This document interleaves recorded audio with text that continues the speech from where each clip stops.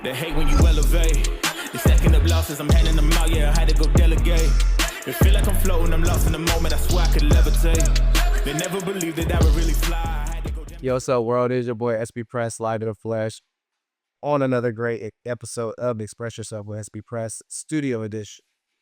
Ladies and gentlemen, I got a music mogul, I got life coach, but I also have just a down to earth person. I can't coach my own fucking life. Really? No, sus. This is a part of it. Okay. Yes, go ahead. Yes. We have the one and only Damizza in the RZA. Please welcome him in proudly. Proud. I'm happy to be here. Thank you. No, thank appreciate it sincerely. Like it was honestly a real good moment in time for me to ask Pops, what are possibilities? Shout out to Pops. It was just and it's just like, bro, you family is Link and Shay. That's all it is. Gotta do it. So let people know where you're originally from and the family upbringings. Man, I was born in Santa Barbara, California. My dad was a biker. My mom was on drugs. And they were about 15 or 16. They dropped me off at my grandma's house and left me on the doorstep, rang the doorbell, classic story. My grandma wasn't home. She came home and I was crying in the bassinet. She was walking past the front door because she went to the garage and heard this crying. And from that point forward, she raised me. Took me to the hospital, had pneumonia, all of that kind of stuff. And from that moment forward, I was her child. So she raised me. When I was about 12 years old, she got me a boombox for Christmas. And I flipped the little radio switch on it. They gave up the phone number. So I started calling the radio station, like making requests and all this kind of stuff. The night jock at the time happened to be Michael Newman, basically created the radio systems that you hear today. Why records play X amount of times, how they're researched, all of that kind of stuff. Him and Steve Smith, rest in peace. Well, they were both the program director and music director of my hometown radio station. So one of those times when I called and bugged him, he said, "Look, dude, I'm tired of you calling. Just come down. I'll put you to work in a closet, put in, CDs away or something. We'll get you in. Yeah, we'll just get off my phone." Consistency. Right. You're not put up a meeting. Yeah. So anyways, I went in and started pushing the buttons for him. And one night the overnight jock didn't show up. So they were like, "Okay, kid, you're on the air, but just don't talk more than once an hour because you sound like a fucking chipmunk." So I just went on the air that first night. And then by the time I got to high school, I was doing 7 to midnight. So I was doing 7 to midnight on my local radio station while going to high school. So it was like risky business. He's the man. You know what I mean? It was like, yeah, it was wild. It was wild. But it's where I kind of learned research and marketing and audiences and all that, because I go to school and whether they were playing Guns N' Roses or MC Hammer or whatever the fuck they were playing, then I would go and play that on the radio station and shout them out. Right. So I had ridiculous ratings, but I learned that's how you figure out a market. That's how you get it. Yeah, that's the right, but synergy it. You know what I mean? You create synergy with your audience.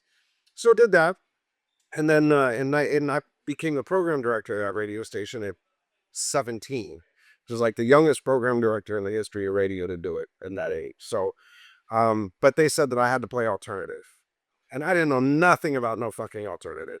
I was a rap guy. So I was like, what am I going to do? My grandma said, "Look, surround yourself with people smarter than you and if you are." And then gems. And I was like, good idea. Yeah. So then I went and found all the rock people and I started hanging out with the rock people and learning what they were listening to and kind of applying the same thing. Now, at the tail end of high school, all that, like knew who the crowds were and all of that. And I just went to them, had them teach me.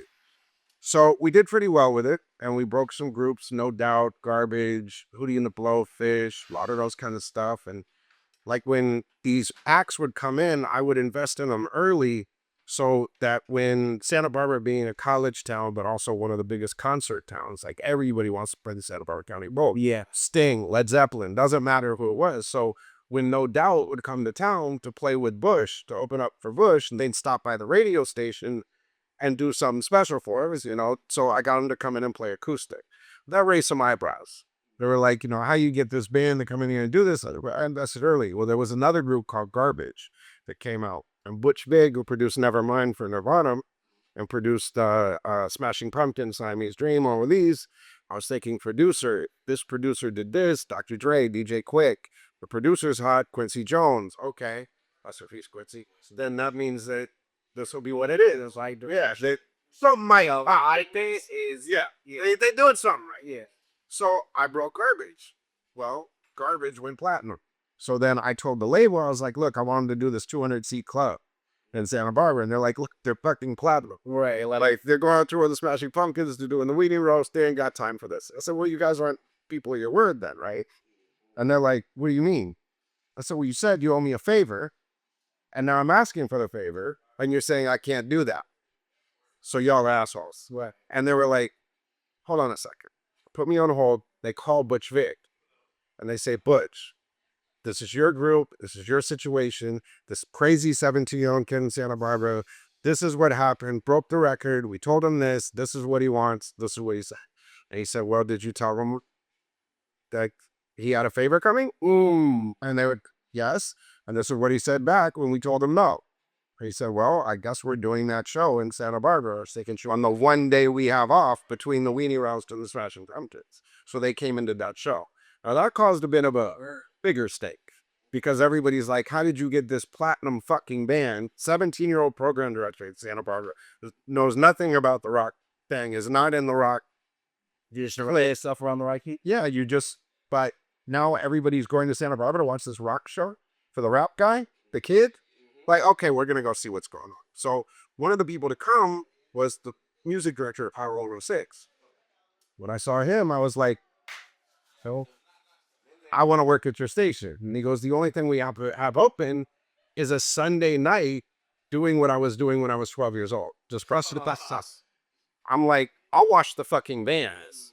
Let you tell me what time and where to be, and I don't even want to check. I've worked myself up enough to know what I'm getting myself into. Yeah, so I'll do whatever you want me to do. So they said, look, Sunday night, 7 to midnight, come in, press the buttons. That's your job. Great. I walk in, it's fucking Curtis Blow. So I'm like, I'm pressing the buttons. Yes, I'm pressing the buttons for Curtis Blow, and I'm so nervous that he's like, look, if you don't fuck up every night that you work here, I will give you a story of hip-hop at the end. I will teach you about hip-hop. So I learned about everything from Sedgwick to freaking KRS-One and Run DMC being the son of Curtis Blow and Def Jam and Rick Rubin and Feasty. I mean, everything from Curtis Blow, right?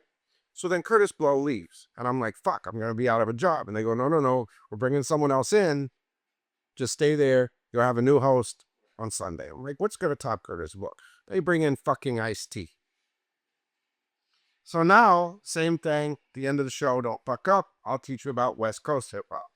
And now it's something I know about. Yeah, so now I'm like, okay, well, you recorded here. Facek the Terrorist was the engineer. You used the Lin drum on this. Crazy Tunes, this is WC, low profile, and it, blah, blah, blah, blah, blah, blah, blah. And I'm doing all these, like, whoa, okay. Every Sunday, this kid's great. Start talking.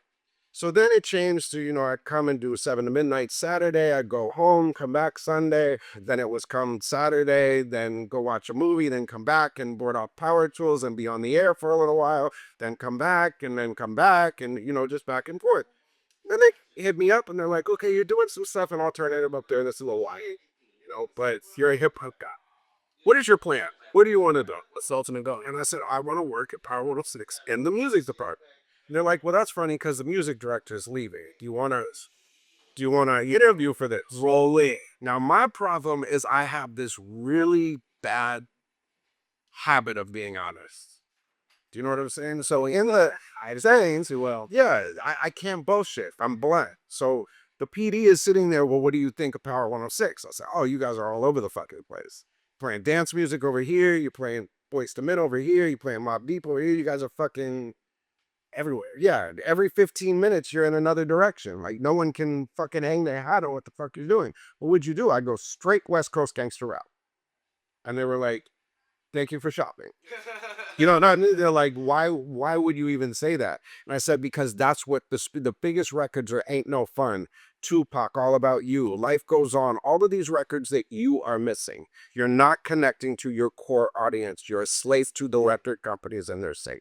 Not understanding who your core audience is. Thank God no one else took the fucking job. So they were like, look, Bring the white boy from Santa Barbara. Yeah, bring the kid who's killing it. Yeah, you know what I mean? Just bring him and we can manage it, right? So I'm thinking, look, I just got to meet DJ Quick and Dr. Dre before I get fired. Okay. You know what I mean? I'm in fan mode. I'm like, just doing the logs, whatever, thinking this ain't gonna last. So I come to my boss one day and I'm like, look, we need to be playing Ain't No Fun at least. It's the biggest record in the street, biggest rap thing. Just trust me with this and I will show you that the passion scores on this will kill anything that you are playing right now. Even the #1 record on the radio station right now. If I put Ain't No Fun in your testing, look, if you put that Ain't No Fun record in our testing, you will be fired. There's no way we are going to play it. You put that in, we had this big test coming up, but I'm like, fuck, I can't put it in there. So I was thinking, I was like, you know what? I want to put it in the weekly testing next to the #1 record. And that's going to make him compete indirect. So I did it. I get called in the office and they're like, look, I told you if you put that shit in the research, you're going to get fired. And I said, no, you said if I put it in the auditorium test, I was going to get fired. Technicality. So I put it in the weekly test and it tested better than the #1 record on your radio station by 2 points. I was right. At least fire me, but then retire me. But at a high position. You see what I'm saying has been proven in numbers now, the language you talk. So they're like, okay, kid, what records would you put in to this auditorium test and do it?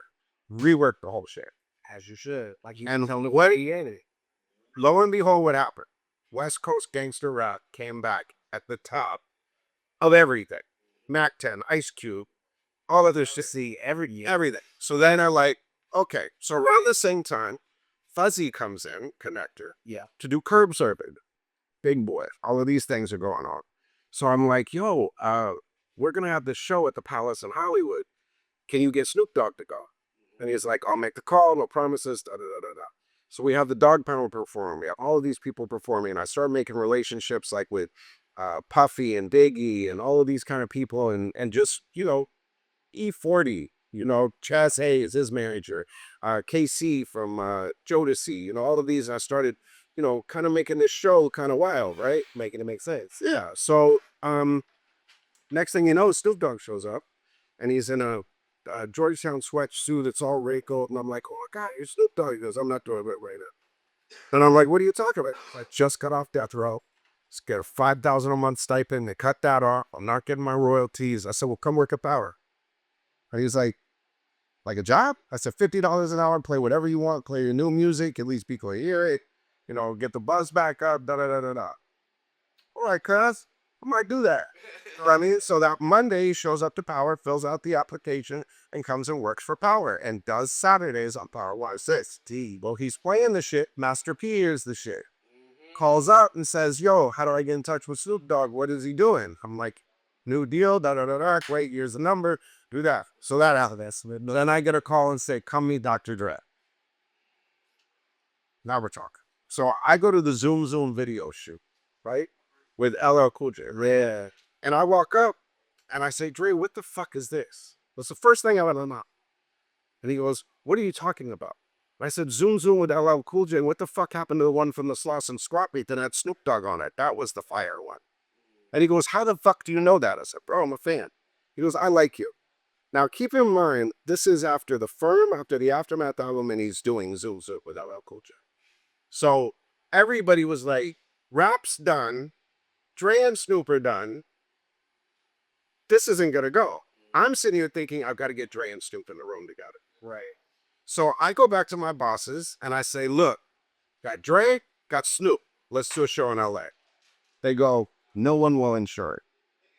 Since all of the shootings, all of that, nobody will insure a rap show in Los Angeles. Rap was too much. Lateral, yeah. It was the peak of the death row era. Now imagine me going to, let's rewind. Imagine me going to work that Monday morning after the show and going, I hired Snoop Dogg in the middle of the death row era. That's not going well. No, it didn't go well. We're not having this conversation. But it worked. So finally we got it going. Dre and Snoop say, we'll do the reunion show. My boss says no because of the insurance. So the Baker boys came up with this great idea. Why don't we do it in Hawaii? That way it'll be out of town. We'll fly the listeners in. But Dre didn't have a new album coming out. And it was $30 million in debt to Interscope Records. So Interscope didn't want to pay for it. So I'm like, fuck. I see Diddy's about to put out a new album. Biggie dies. right? Biggie was sitting in my office the morning before he got, right? They come in and do that. I go, okay, I got this relationship. Why don't we do Diddy in Hawaii? Because he can't do anything in LA. Prove the model works. Then they'll let me do Dre and Stu. Right. Okay, so we do the Hawaii thing with Puffy. Goes great. Go back to Dre and Snoop, and they're like, look, we don't have an album budget to do this tour. So I'm like, all right, well, I got Powerhouse coming up, and Snoop is performing. Dre, why don't you come to the show? And he's like, okay, well, they haven't talked yet. They haven't seen each other. But both of them are saying nothing negative about the other. So I'm like, I just need to still look in the room. Then they'll make the album. Then I'll get the Hawaii. Then, all of this will happen. So Snoop's comes to the show for sound check, does sound check, goes to his dressing room. I think, okay, I'm going to put a dressing room right next to Snoop's for Dre. That way when Dre comes, he'll go in. So Dre gets there and I'm like, let me do better. And I switch the names of it. So that when Dre walks in, he'll walk in the Snoop's dressing room. Yep. And not his dressing room. Kill the... He does it. Dre! Everybody's excited. So then I say, hey, why don't you come watch the show with me from the side of the stage? Yeah, cool damn, I'll go with you, with this kid. Yo, it'd be fucking fire if you went out there and did deep cover. Be fired if you did nothing but a G thing. Damn, it's not there yet. Hey, Jam, play deep cover. No, we're not there yet. It's not there yet. Fire up. Go grab 2 mics, put them in front of Dre. Dre, let's do this. But grabs the mics, goes out there, does deep cover, and nothing but G thing. Fucking brings the house down. So at the same time all of this stuff's going on, I'm working with people like Diddy, Biggie, Jay-Z, Ja Rule, take Irv Gotti and Ja Rule, help them with Can I Get a Break Jay-Z, do Hard Knock Life, put Jay-Z with Mariah for Heartbreaker, just putting all of these people together. So as I'm doing this, they fire the program director and they're like, well, do you want to be the program? I'm like, look, I'm producing records now. My first record I produced was I Still Believe for Mariah Carey, Crazy Bone and the Brat. It's conflict of interest. I can't do that shit. Da-da-da-da-da. They bring in Steve Smith, the guy from Santa Barbara. Yep. Who's works at Hot 97 in New York. So he's like, oh, you're the kid. And he's like, look, I'll leave you alone with LA. You do whatever you want with LA. I'm like, I do my Dre and Snoop in Hawaii. Like, yeah, you can do that. You can do whatever the fuck you want. Just help me with New York and the 32 stations that I consult. So I'm like, wait a minute. So now I can string all of this together, everything, and make it one big radio station influencing everybody. So I'm like, okay, this works. So I'm like, let's do this Hawaii thing. It's like, great, cool. So we go to Hawaii and we do Chronic Island. Now I take the infrastructure of Hot 97 Summer Jam, which is the staging and the lighting and all of that, put it in the Hilton Hawaiian ballroom in there. They come, they perform all of this. Drake comes off stage and says, how can I take this on the road? None of these people were insured. I'm like, fuck. And then he calls and says, come to the house. I'm like, okay, I go to the house. I walk in and there's this kid in the booth going, Slim Shady, you a bass head, your face red. And I'm like, what the fuck is this? And he goes, how do I break the white boys? And I go, you tell me the story of NWA from beginning to end and I'll break the white boy for you. And he's like, great. So I sat on his laundry wire. He sat on the stairs. We sat there till 6 o'clock in the morning. About 6 o'clock in the morning, M comes out and he's like, dude, I'm going back to the hotel. Fuck this. I said, no, you're going to Power 106. Give me the fucking record. Dre's. Now we're locked in. We had Eminem to Hawaii. Everything's going. That's a small. So, yeah. So then Dre and Snoop go in to start recording. And I just became a part of the process. So like when they were doing Still DRE, I'm in the room and they go, we're going to send this to Jay-Z to write. Is this the right beat? Does it fit your station? And I said, we can tee off on this. Yeah. They sent it to Jay. Jay 24 hours later brings it back.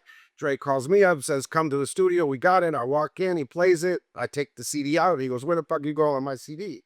To play it, to make it happen. You know what I mean? And he'd walk out and add it to Power, Hot, and 32 stations across the middle at the gate. You know what I mean? And then I just got a name for doing that kind of shit. Now, And that's my story. my because full circle moment, my very first guest on Express Yourself was stylist Dave Thomas Styles. He is Dr. Dre's current stylist. Been around for some years, so Super Bowl performances, all that stuff. He styles stuff. Lionel Richie, John Legend, Spam in the American Idol Boys. But the Dr. Dre stuff for me was just more like impactful. It's just like, man, I have one of the jackets. He has, and it's Bro, check this out. So through the whole 2001 process, I'm in almost every session. I'm working on Nate Dogg. I'm producing Where I Want to Be, rest in peace. I produced Music in Me, all of that. out of hell. Yeah, and Hail My Dog. So I'm in the studio right next to Dre recording this. So every time something would happen, he'd come over, here's the artwork. Should just name this album this. We're going to change it to this. What do you think? You know, the mastering session for 2001 is me, Dre, and the mastering guy. You know what I mean? So just being a part of all that. But to kind of go along with your story, so when the album was done and after we mastered, he didn't give me a copy, nothing like that at first. He just said, hey, I finished it. Come to the house and listen to it. Yeah. So I go to the house and he goes to his car and he opens up the trunk. He pulls his copy of 2001 out and hands it. And I was just like, really, right? Fuck, I got Dre's copy of 2001. That's a piece of history. I don't know what you've done with it, but It's a large story. if it becomes up for auction, so That's gonna be great. I would love to, have you back on and talk about that. Yeah, but that's the story. Now he's definitely coming to the studio. We definitely gonna get him in. We're definitely at that point of the podcast, but let them know where they can find you and more of your great stories too. All right, cool. At Damizza on Instagram. That's pretty much where I live at. And Damizza on Facebook, and that's it. I am overly joyful and happy and proud of this moment because I'm gonna be able to get this again. Studio. It's your boy XPress, Live with Flash. Express yourself with XPress Studio Edition. See you guys next time. They hate when you elevate. They're stacking up losses, I'm handing them out, yeah, I had to go delegate. It feel like I'm floating, I'm lost in the moment, I swear I could levitate. They never believed that I would really fly.